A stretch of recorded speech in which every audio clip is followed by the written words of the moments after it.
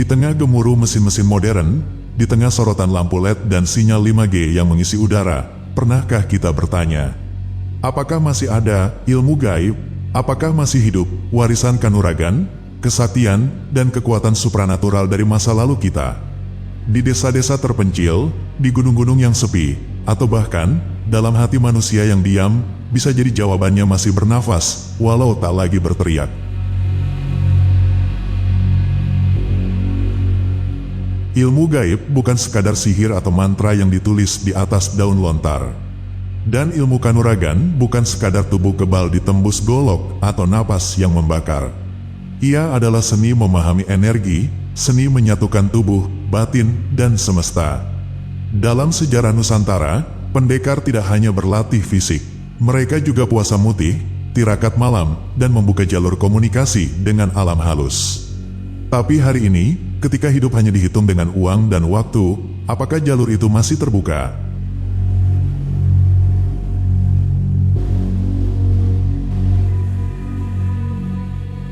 Jangan salah, di balik dinding rumah sakit, ada perawat yang masih menyimpan raja dari kakeknya. Di balik jas rapi pegawai bank, ada yang masih membawa cincin bertuah. Di markas TNI, bahkan ada pasukan khusus yang masih diajarkan bela diri spiritual. Ilmu gaib mungkin tidak lagi dipamerkan di pasar malam, tapi ia berubah wujud, menjadi bagian dari keyakinan, perlindungan batin, atau bahkan psikologi tempur. Kadang kita menyebutnya sugesti, kadang iman, tapi sejatinya ia tetap hidup, hanya bentuknya yang bersembunyi.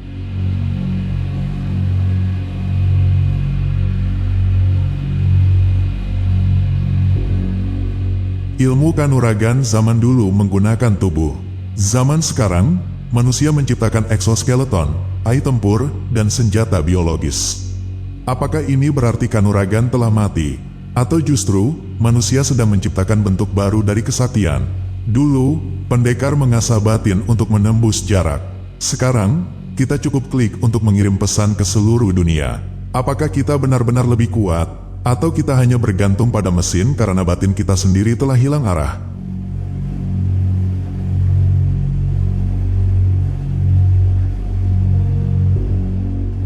Sebagian orang mencari ilmu gaib untuk kebal, untuk disegani, atau untuk melindungi diri. Tapi para guru tua mengatakan, ilmu tertinggi adalah mengalahkan dirimu sendiri. Apalah arti kebal senjata kalau hati mudah tersinggung? Apa gunanya terbang tanpa alat kalau tak bisa memaafkan? Gaib sejati bukan di luar, tapi di dalam. Dan ilmu kanuragan sejati adalah kesadaran, ketenangan, dan keberanian menghadapi dunia tanpa takut kehilangan jati diri.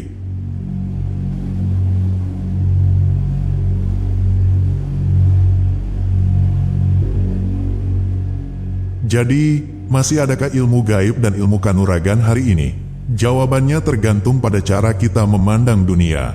Jika kita melihat segala sesuatu hanya dari layar ponsel, mungkin sudah hilang. Tapi jika kita menyelam lebih dalam, mendengarkan alam, tubuh, dan batin kita, maka jawabannya jelas. Ilmu itu masih ada. Ia menunggu untuk ditemukan, bukan di luar, tapi di dalam diri manusia. Dan mungkin, di balik segala kesibukan modern ini, kitalah generasi yang akan membangkitkannya kembali.